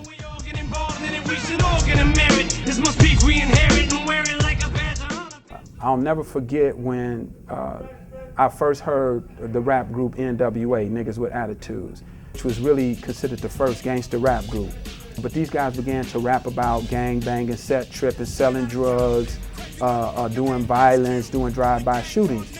And because it was a part of popular culture, what happened was that kind of activity and that kind of behavior became popular for young people. Gangs, I don't know, they're very popular nowadays. You're cool if you're in a gang. You're popular if you're in a gang. And so now you got kids who really don't even grow up in the hood who want to identify with being a gangbanger, and I think that contributes to the large growth of street gangs. To stop gang violence as a community, I think that we should have more after-school programs like parks and different things like that. Talk to these children, especially the young ones that's in it. Talk to them, let them know that this is not the life that you want to live. You don't know where you might end up if you join a gang. You don't know the outcome and result of it. So while you're ahead, just stop, think about it before you even try to put yourself in a position that you know you will not be able to get yourself out of. Also, we should have more police enforcement, because I feel as if the police could do something to stop the gang violence. Providing a quality education, providing young folks with activity before and after school, and actually listening to young folks about their issues and concerns, and creating programs based on their expressed issues and concerns. And I've been running in the streets all day, and I've been looking at the stars all night. It got me thinking, how can I get away? It got me thinking about the perfect day. And I could tell you something we both know. We can hustle but the streets get cold. And I've been thinking, how can I get away? It got me thinking about the perfect day.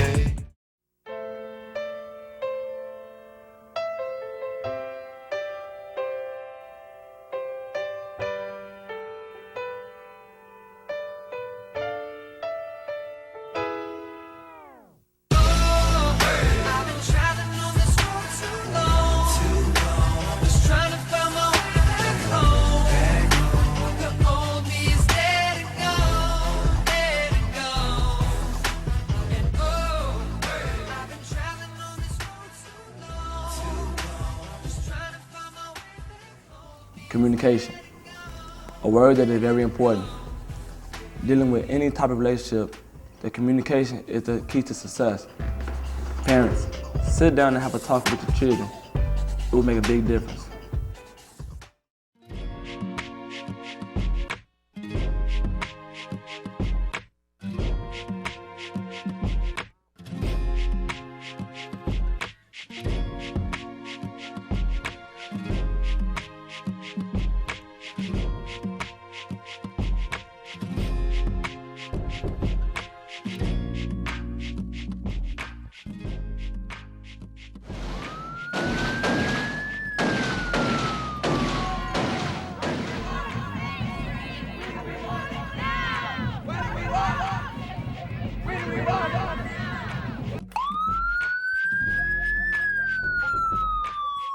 A disturbing crime wave. Dozens of people have been shot in the last week. CBS News national correspondent Dean Reynolds reports. Shooting violence has gotten so bad in Chicago that gunfights are breaking out now at existing crime scenes. Civilians were ducking for cover as this shootout occurred early Friday on the city's south side. It has shaken a community already shell-shocked by gang warfare. In the last week, at least 50 people were shot and 6 killed in Chicago. Dean Reynolds, CBS News, Chicago. Definitely having guns in the community is tearing them apart. They're designed to destroy. It's a machine that's designed to kill. I do think it affects the community in a negative way. The scariest thing is looking left to right and what you see. And what you see is a lot of negative images. If we were able to confiscate unregistered firearms, sure, we would see a dramatic decrease in gun violence.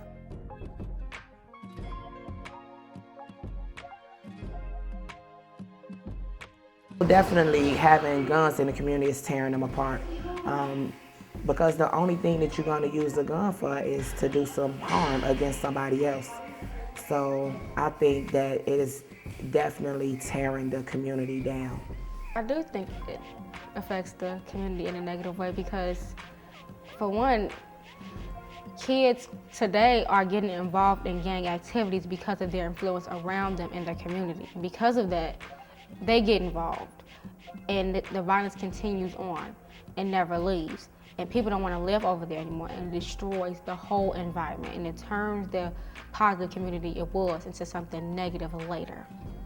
Even in defending yourself, having a gun can lead still to the wrong thing. I have a cousin that's in the Army. He was never the type of kid that got into any fights. And he was messing around with a girl who had a crazy ex-boyfriend. And in defending himself, the guy lost his life. But he was defending himself. Even though he didn't go to jail, there were no charges were pressed against him, psychologically and emotionally, it still tore him down because he had to take somebody else's life just to defend himself. A boy named Devin, who I used to live on my block with or whatever, he got shot last Saturday in the face at a party because of gang violence. Even though it wasn't intentional, he still got shot in the face for being at the wrong place at the wrong time. Regardless if he was there at the party anyway, there shouldn't have been guns, period. Because if there wasn't any guns or any type of gang activity, he would still be alive right now. He's only 18. There's no reason for him to be dead because of some accident. One particular was a best friend of mine, grew up together.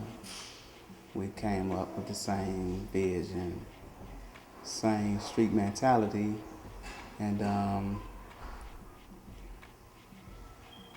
he ended up getting killed, shot in the head. And my friend Gregory, he got killed last year in May due to gun violence. Him and his roommate got into an altercation, and his roommate shot him. And he was like one of the people who was on the right path. He was like the only one out of all his friends who actually went to college, who wanted to give back to the community, and just got put in a bad situation and was shot and killed. And he was only 20. So I do think like it's really bad, and I don't think guns should be allowed to stupid people who are gonna do stupid things with them.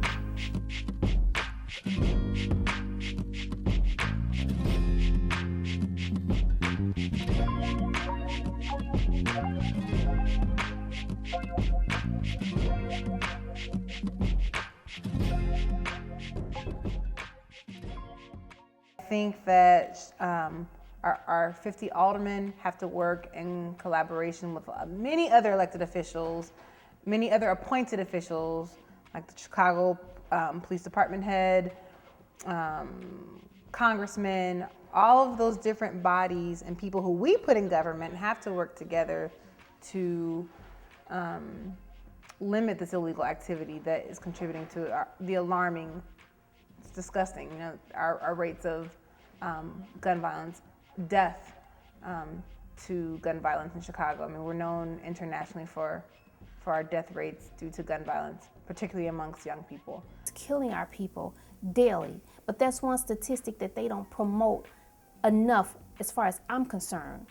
The inability for our youth to have an alternative solution after school where they can go and take part in activities that they love to do, to keep them off the street corners and to keep them a little bit away from even being a target to be murdered on the street.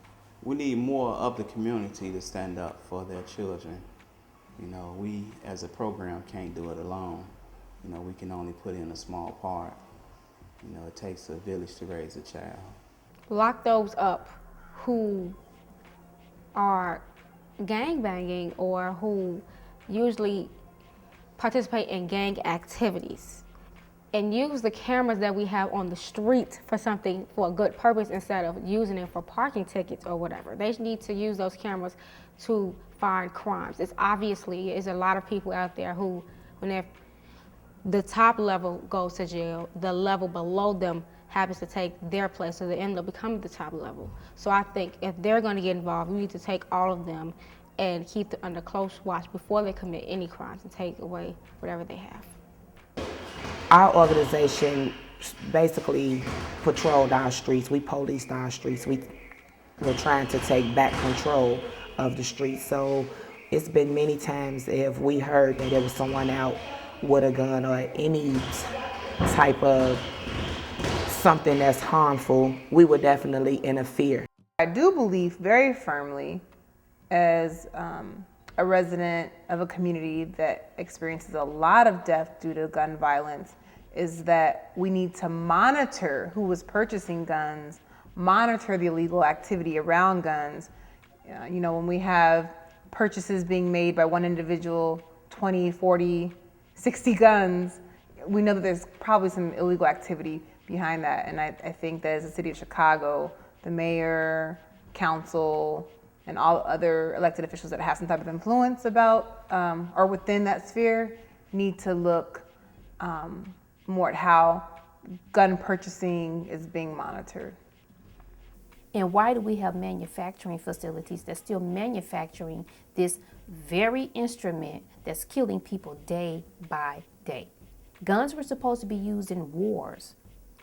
Now we have a war on our streets because of it.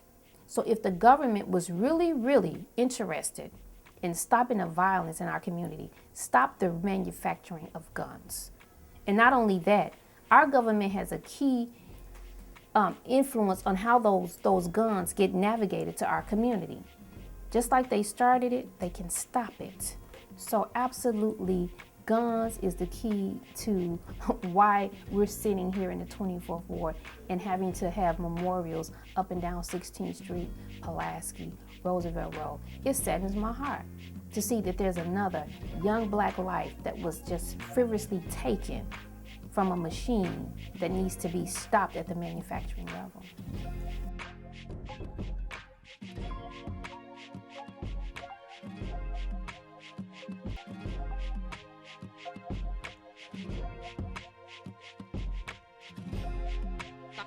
Like this.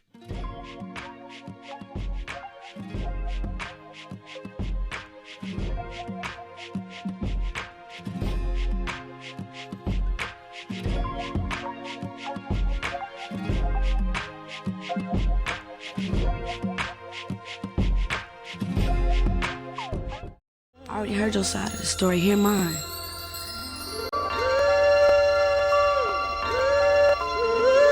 I'm gonna tell you why. 'Cause you changed. Baby, you changed. When you got dough. You got dough and changed. No. No, you listen. What was I to do? I remember like yesterday, the very day I met you. Dear fathers, remember when the community was filled with black men who weren't afraid to lead? They built strong households which made our community stronger. Now, the 21st century, things have terribly changed. Black communities lacking men in the households, which is dividing parents and teens. Teens having a lack of guidance with no support. And the young ladies looking for fathers in all the wrong places. And the young black men have continued to take a back seat in society and fall beneath their potentials. Some of the things that cause parents and teens not to get along is understanding versus understood, I think. I think a lot of the youth feel misunderstood. Parents, a lot of times they saying they need to be understood and telling the teen, you better understand. But as a teen, you changing. You know, the parents got to understand teens are teenagers. They changing emotionally, they changing mentally, they changing physically, they thinking, their mindset is totally different from that little JoJo when he was 9 and 10 and 11. Dear mothers, nobody knows what goes on in my home. It seems like everything I do is wrong. The conflict between my mother and I hurts my heart. But she can just understand that all I need for her to do is spend some quality time with me, and everything will be all right. You got a mom that comes home from work, she's tired, she probably had, there's no telling what went on at the workplace. You get home, you got a teen, haven't done anything she asks. House full of company, TV on, it's a mess from front to back, everybody eating up the groceries she bought, and they can't understand why mama is upset, and they can't understand why she's not, you know, okay with this going on, and all she wants is a house clean, no children here, and just do what I ask, just a little peace and calm. But they teenagers, so they need this outlet, they need friends, they need company, they need to be messy, they need to come in and just throw the book over here and throw something over there and just be. But as parents, we want some control, and when we see that we don't have control, we get upset. The blame is on me. Only one responsible for this is me.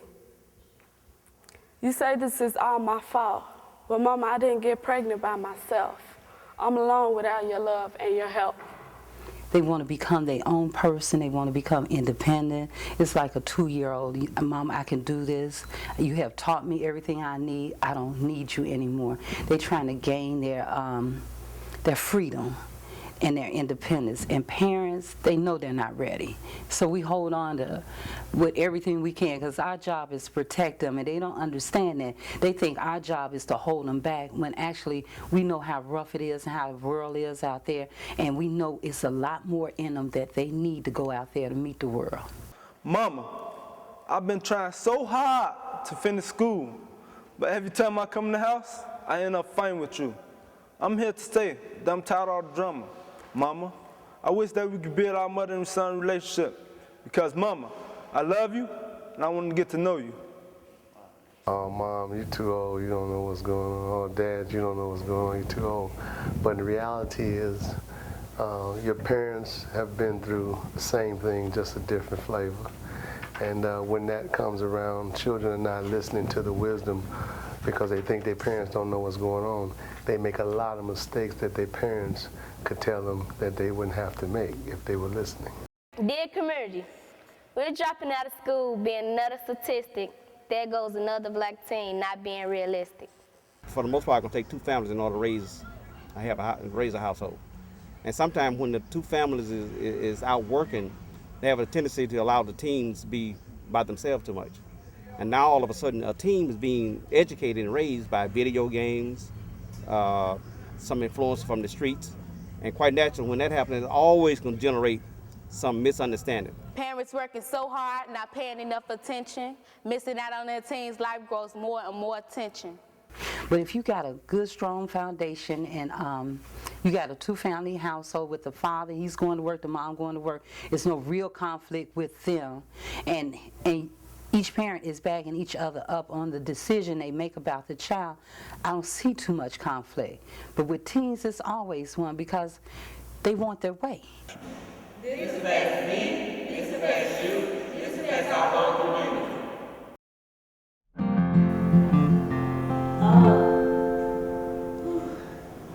This pain, I cannot take no more. I have cousin. Hello? Jay, you need to come over here. Right now? But I'm at work. Yes, right now. And I'll talk to you about something. All right.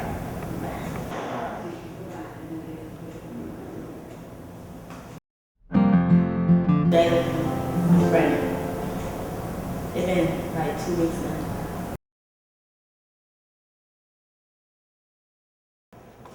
Where's Sierra? She's in the labor room. Why you not in there with her? Because I'm nervous. I'm not ready to be a father. You're not ready to be a father? What you mean? I told you this was going to be hard. I told you it's going to take a lot of responsibility. Now you're not ready to be a father. Now you're backing down. No, you're going to take care of that baby because you made it with her, so you're going to take care of her.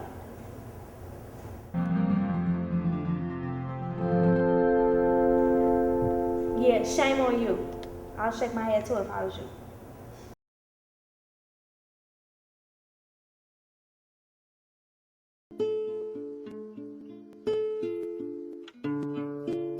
I think that's gonna take over my time. I'm still a kid, like a teenager myself, so can't take care of the baby and myself. So. Yes, I had to sacrifice a lot of things. My thing is, I try to teach my son better than my dad taught me. A child is growing up and they don't have a father, and then they have somebody that's there to help them. They influencing them to do better. But it was hard at times. My father wasn't around me much.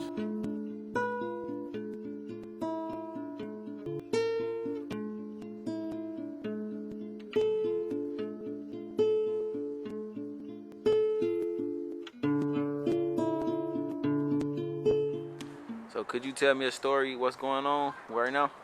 Right now, I'm like going through a teen pregnancy with my girl.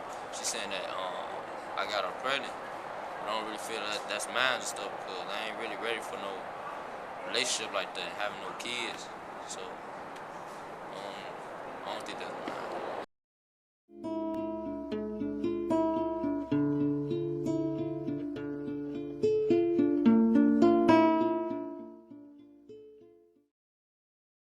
Well, sometimes being a young teen father, there's peer pressure, lack of money in the home, so of course the teen cannot support a child, and sometimes they shy away from taking a role of being a teen father.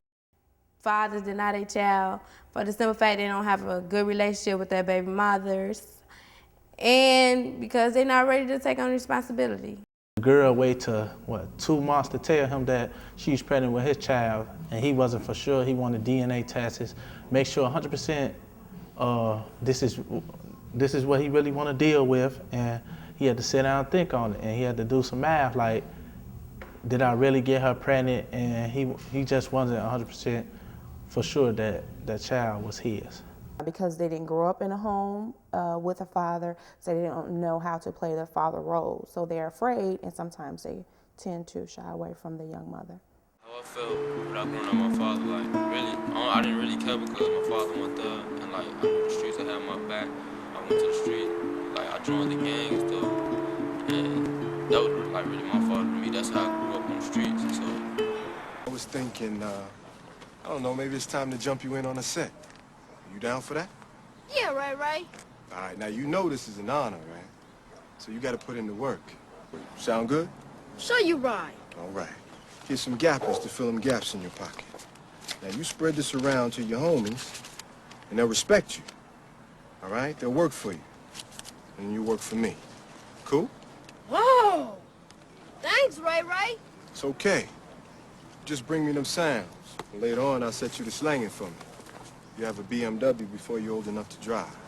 Teens get pregnant at an early age because their mothers and fathers, they ain't got no strong household, they ain't got no strong love. Like, the dudes on the street that they messing around with, telling them what they want to hear. Like, ooh, you can be my baby, you can be like this, and ooh, I love you. But it comes with them family first.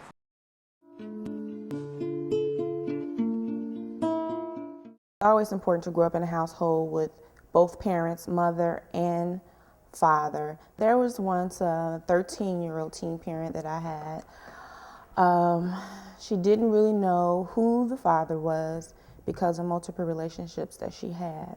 Again, this 13-year-old was in 5th grade. Come from a home with a single parent. She lived with her mom and 4 siblings.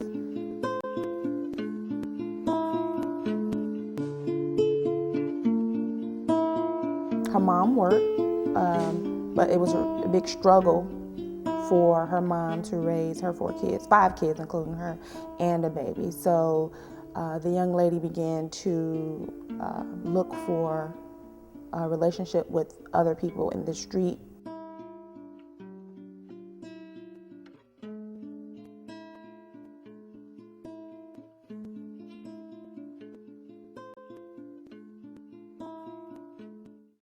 I didn't want to bring a child in the world with just one parent. I wanted both parents. I wanted my child to have a mother and a father who was going to love her, him or her, and be there through everything.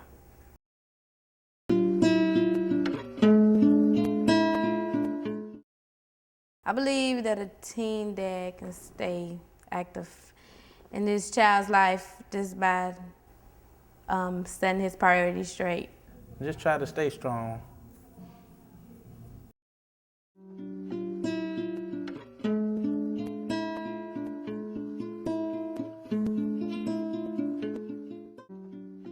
What's my experience of being a father is that trying to look for a job, make sure my son has the right education, raise him the correct way that my father couldn't do for me.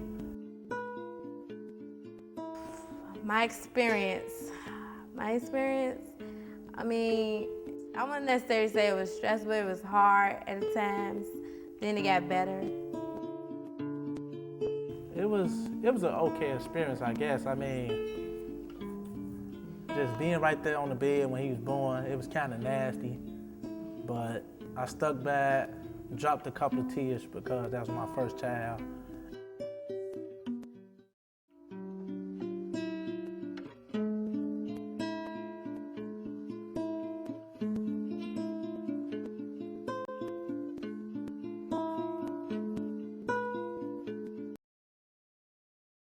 Well, my father wasn't around me much.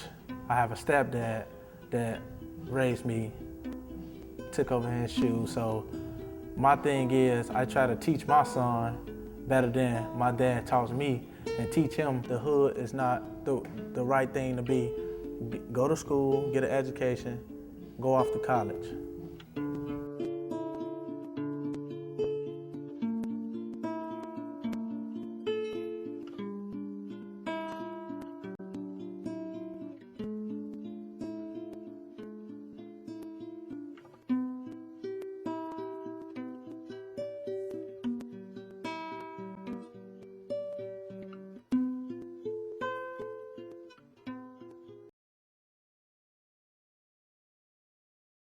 Hello and welcome to FSM News. I'm Vanetta Sims. And I'm Marquise Brown. FSM News is a product of Free Spirit Media, which is a nonprofit organization that empowers youth voice.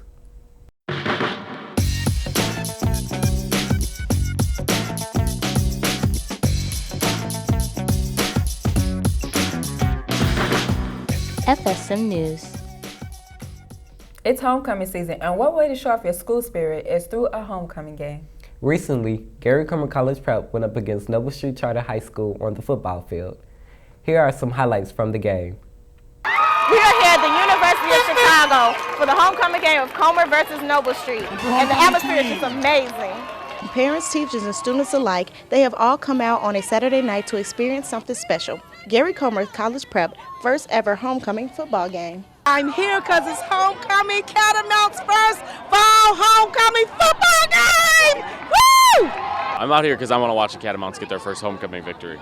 The scores for the Catamounts are overwhelming the crowd with excitement. Well, if you look at the scoreboard, the game is going great, 20-0. Well, we're up 20-0.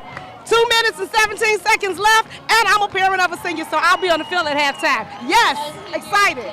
The parents will receive a rose for their sons and their dedication through the rough start and the proud ending. Thanks for staying with us. We hope you are enjoying the show so far. Halloween is a time to show off your scary side. Coming up, we'll hear about some favorite Halloween memories. Stay with us.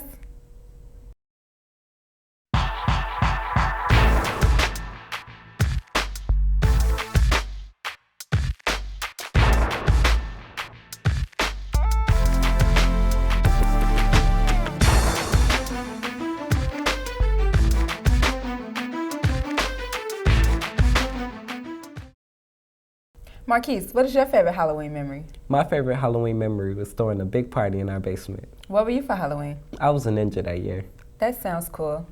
Coming up next, we'll hear about some favorite Halloween memories.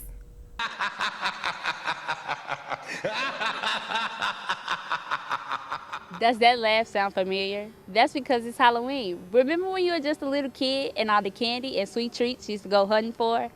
Even though those were the good days, they don't have to end. My earliest childhood memory had to be when I was in first grade.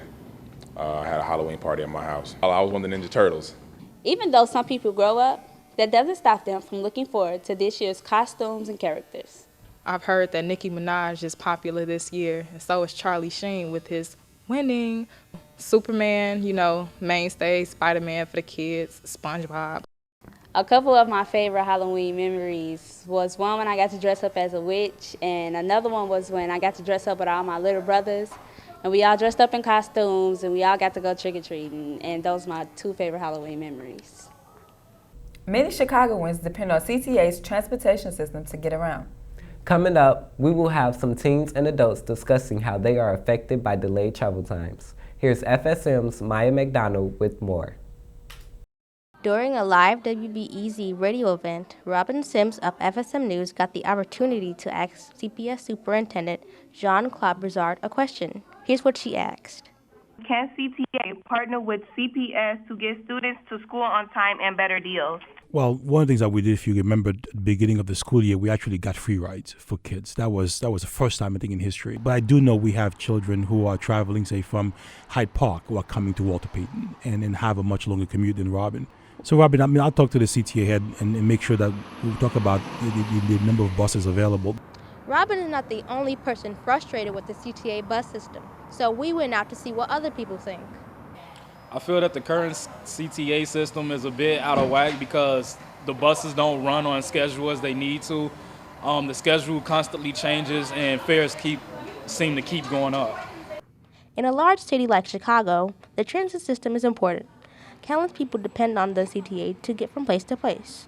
However, many CTA buses constantly arrive late or don't show up at all. I get to school late a lot because the buses be really packed. So that's why another reason why it's disorganized. They need to have their schedules on point. At 30, you usually have to wait like 35 minutes for one bus. At $2.25 per bus ride, some commuters don't feel it is worth the trouble and the price. That's my only way of transportation right now. I constantly have to buy bus cards. If not a bus card, I lose more money if you don't buy a bus card, you lose more money by not buying a bus card or a transit card or whatever you need. The inconsistent bus system has prompted many to form their own opinions about the CTA. It's very disorganized, it's very unsafe, and it's really unclean. Until the CTA finds a solution, commuters will have to struggle with the inconveniences. Reporting for FSM News, I'm Maya McDonald.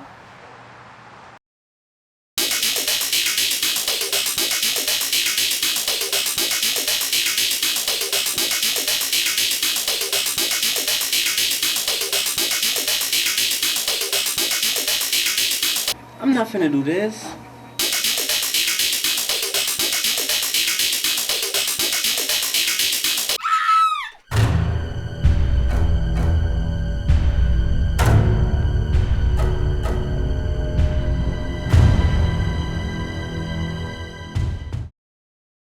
Want to get the scoop on athletes around Chicago? Well, Hoops High is a good source. Recently, Hoops High filmed Gary Comer College Prep's homecoming game, and we got behind-the-scenes footage. Here's Kimani Cannon with the story. Number 52 and 65 from the... A traditional 16 years old would probably be at home watching TV or on Facebook, but these young teens are focused on their future and being journalists. I want to study communications now in college, so I think that it opened the door for me to explore those options. Like, I get a chance to do stuff that I wouldn't normally do. It may be a new experience for many, but others have taken it into thought as a possible career. Well, me, I want to be a broadcast journalist anyways, and I want to do sports broadcasting. So this will greatly benefit me because I want to be that, and I think this is the best opportunity I have so far. Covering the Catamounts versus the Golden Lions game, Free Spirit Media's very own Hoops High. We're getting a closer look to the students behind the camera. As a part of Hoops High, I am the baseline camera operator for right now, but we're in the process of switching positions just to see which person is best for each position. Having the opportunity to do different production roles adds more professional experience. The majority of the games, we record them. As of this season, a lot of us don't have permanent roles, so it's like we rotating. Last week I was producer, and then yesterday I was floor director.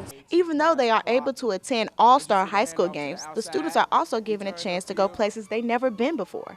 In a lot of places we did, a couple at the Big Ten Network, the United Center, all over. It is also amazing how all these teams are so ambitious. Hoops High is definitely taking them higher. So I would recommend this program to everybody. I mean, it's fun, it's simple. I actually have another job, but I just do Hoops High for fun. But it's just a nice time being around everybody that you really don't know. To learn more, visit Hoops High website. Reporting for FSM News, I'm Kimani Cannon. Well, it's time for us to wrap up this week's newscast, but we'll be back next week with more FSM News. Until then, check us out on Facebook. Search FSM News. And don't forget, you can also check us out on ABC7 Chicago's website under the community section. Again, thanks for watching FSM News, and make sure you tune in to next week's show.